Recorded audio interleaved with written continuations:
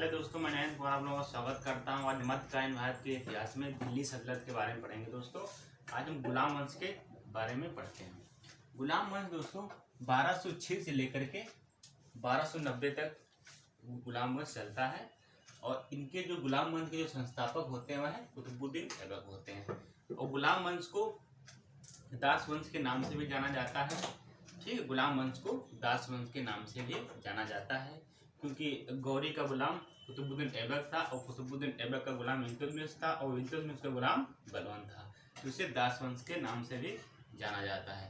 चलते दोस्तों शुरू करते हैं। कुतुबुद्दीन ऐबक 1206 से लेकर के 1210 तक शासक रहता है और यह गुलाम वंश का संस्थापक होता है और यह एक गौरी का गुलाम अधिकारी होता है। ठीक है दोस्तों, तो कुतुबुद्दीन ऐबक क्या होता है कि गुलाम वंश का संस्थापक होता है और यह एक गौरी का गुलाम अधिकारी होता है। ठीक, और इसे कुरान खान और लाख बख्श भी कहा जाता है। इसे कुरान खान और लाख बख्श इसलिए कहा जाता है क्योंकि कुरान खान यह कुरान बड़े आसानी से पढ़ता था और लाख बख्श इसलिए कहा जाता था क्योंकि इसे लाखों का दान देता था, इसीलिए इसे लाख बख्श भी कहा जाता था। तो इसे कुरान खान और लाख बख्श भी कहा जाता था। इसने अपनी राजधानी लाहौर को बनाया था। तो कुतुबुद्दीन ऐबक ने अपनी राजधानी लाहौर को बनाया था और इसने दिल्ली में कुबुतुल उल इस्लाम मस्जिद, ठीक दोस्तों, कुबुतुल उल इस्लाम मस्जिद का निर्माण करवाया था और अजमेर में 2.5 दिन का झोपड़ा नामक एक मस्जिद का भी निर्माण करवाया था। ठीक है, तो दो उसने मुख्य कार्य करवाए थे, कुबुतुल उल इस्लाम मस्जिद और 2.5 दिन का झोपड़ा जो अजमेर में है। ठीक है दोस्तों, उसके बाद दिल्ली में ही कुतुब मीनार की नींव डाली थी। तो पूछा जाता है कि कुतुब मीनार की नींव किस शासक ने डाली थी, तो कुतुबुद्दीन ऐबक ने। दिल्ली में उसने कुबुतुल उल इस्लाम मस्जिद और अजमेर में 2.5 दिन का झोपड़ा नामक निर्माण करवाया, तो जो दोनों ये मस्जिद होती है। ठीक, उसके बाद 1210 में चौगान खेलते समय इसकी मृत्यु हो जाती है घोड़े से गिरकर। ये एक पोलो गेम जैसा होता है। ठीक है, चौगान खेलते समय 1210 में घोड़े से गिरकर इसकी मृत्यु हो जाती है। तो क्वेश्चन में पूछा जाता है कि दिल्ली सल्तनत का कौन सा शासक था जिसलिए घोड़े से गिरकर जिसकी मृत्यु हुई थी, वह कुतुबुद्दीन ऐबक ही होता है। ठीक है, तो घोड़े से गिरकर इसकी मृत्यु हो जाती है 1210 में। उसके बाद इसे लाहौर में दफनाया जाता है और इसके बाद इसका उत्तराधिकारी बनता है आराम शाह। तो कुतुबुद्दीन ऐबक से जो मेन पॉइंट थे हमने देखा कि कुतुबुद्दीन ऐबक गुलाम वंश का संस्थापक होता है और वह गौरी का गुलाम अधिकारी होता है। ये इसने अपनी राजधानी लाहौर को बनाया था और दिल्ली में इसने कुबुतुल उल इस्लाम मस्जिद और अजमेर में 2.5 दिन का नामक झोपड़ा का निर्माण करवाया था, जो दोनों मस्जिद होती हैं ये। उसके बाद इसे कुरान खान और लाख बख्श भी कहा जाता है और 1210 में इसकी मृत्यु हो जाती है चौगान खेलते समय घोड़े से गिरकर और इसे लाहौर में ही दफना दिया जाता है। तो कुतुबुद्दीन ऐबक से जो पॉइंट थे मैंने देखे। अब देखते हैं 1210 में जब इसकी मृत्यु हो जाती है तो इसका उत्तराधिकारी बनता है इसका पुत्र आराम शाह। आराम शाह 1210 में शासक बनता है। ठीक, इनसे आराम शाह से 2 क्वेश्चन आते हैं कि कुतुबुद्दीन ऐबक के बाद उत्तराधिकारी इनका कौन बनता है, तो उनका पुत्र आराम शाह 1210 में। ठीक, ऐबक का पुत्र 1210 में शासक बनता है और इल्तुतमिश इसकी हत्या कर देता है 1210 में ही और खुद शासक बन जाता है। ठीक है दोस्तों, तो ये कुतुबुद्दीन ऐबक से पॉइंट थे। उसके बाद 2 पॉइंट आराम शाह से थे। अब चलते हैं इल्तुतमिश के बाद। तो आराम शाह की हत्या करके शासक बनता है इल्तुतमिश, जो 1210 से लेकर के 1236 तक शासक रहता है।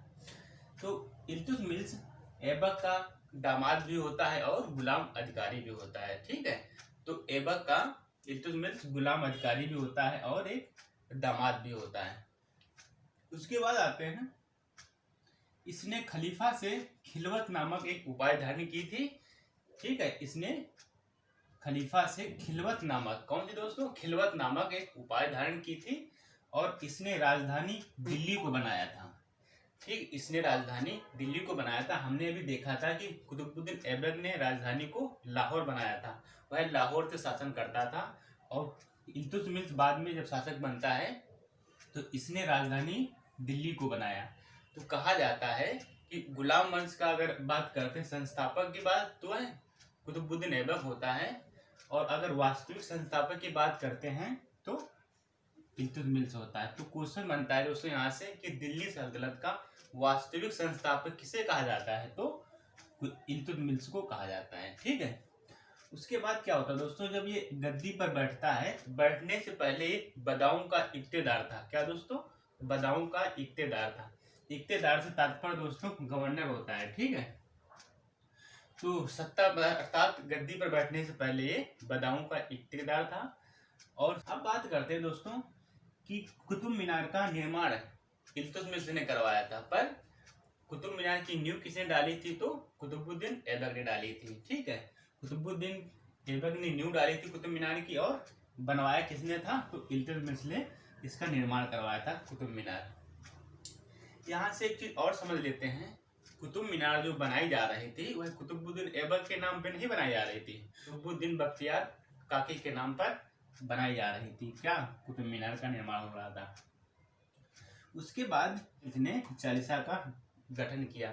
चालीसा होता क्या था कि अपने गुलाम 40 अधिकारियों का एक दल बनाया जाता था और उसे चालीसा कहा जाता था।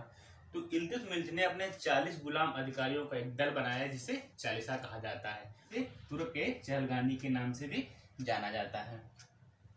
उसके बाद क्या आता है दोस्तों, इल्तुतमिश इक्ता प्रथा का प्रचलन करवाया। इक्ता प्रथा होती क्या थी, इक्ता प्रथा होती थी जो जमींदार होते थे उन्हें जमीन दे दी जाती थी और उस पर टैक्स वसूला जाया करता था। तो यह भू राजस्व से संबंधित थी। कौन, इक्ता प्रथा। उसके बाद आते हैं, इल्तुतमिश ने टका एवं जीतल नामक सिक्के का प्रचलन करवाया था। तो जो टका होता है दोस्तों वह चांदी धातु से बना होता है और जीतल जो होता है वह तांबे धातु से बना होता है। तो इल्तुतमिश ने 2 सिक्के चलवाए थे, टका और जीतल नामक सिक्के चलवाए थे। उसके बाद क्या होता है कि इसी के समय में प्रथम मंगोल आक्रमण होता है। तो मंगोल का जो प्रथम आक्रमण होता है वह इसी के समय होता है। किसके समय, इल्तुतमिश के समय होता है। ठीक, और जो मंगोल का शासक होता है वह चंगेज खां होता है। उसके बाद आते हैं, दिल्ली सल्तनत का वह प्रथम शासक जिसने अपनी पुत्री को उत्तराधिकारी घोषित किया हुआ है इल्तुतमिश होता है। अपने जीवित रहते हुए अपने पुत्री को उत्तराधिकारी घोषित कर देता है और 1236 में उसकी मृत्यु हो जाती है। उसके बाद शासक बन जाता है कौन, उनकी पुत्री रजिया।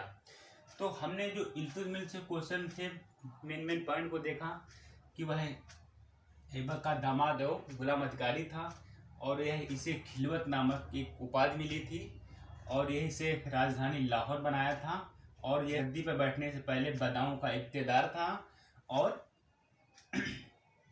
इसे दिल्ली सल्तनत का वास्तविक संस्थापक माना जाता है।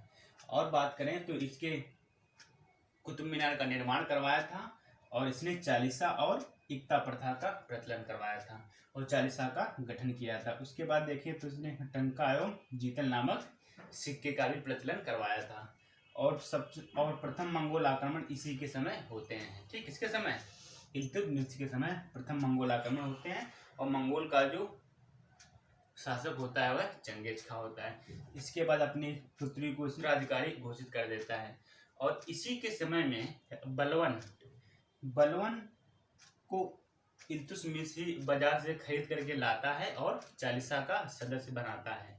जो चालीसा का इल्तुतमिश ने गठन किया था इसी चालीसा का सदस्य होता है कौन, बलवन। ठीक है, और 1236 में उसकी मृत्यु हो जाती है। अगला शासक बनता है कौन, रजिया सुल्तान, जो इनकी पुत्री होती है। तो इल्तुतमिश के बाद उसकी पुत्री बनती है क्या, सुल्तान। ठीक, रजिया 1236 में से 40 तक शासक रहती है। अब आते हैं रजिया से जो मेन पॉइंट है उनको डिस्कस करते हैं। रजिया दिल्ली सल्तनत की पहली महिला शासिका थी।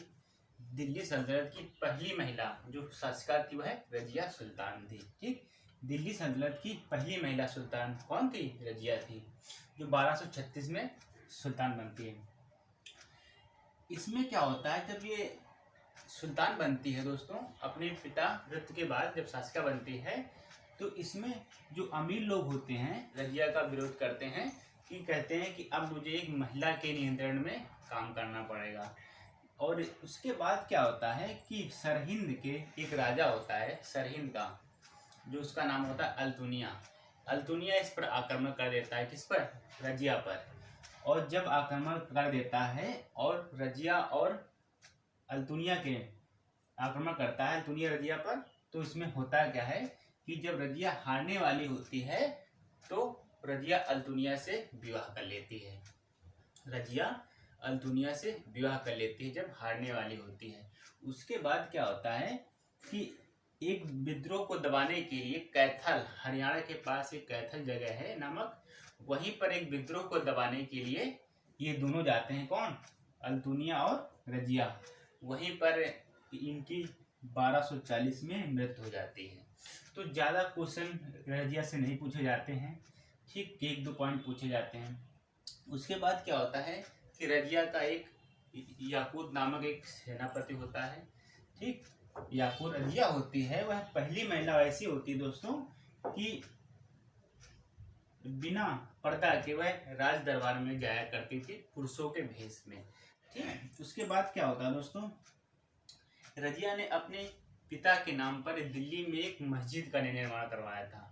तो क्वेश्चन पूछा भी जाता है कि रजिया ने इल्तुतमिश के नाम पर एक मस्जिद का निर्माण करवाया था दिल्ली में।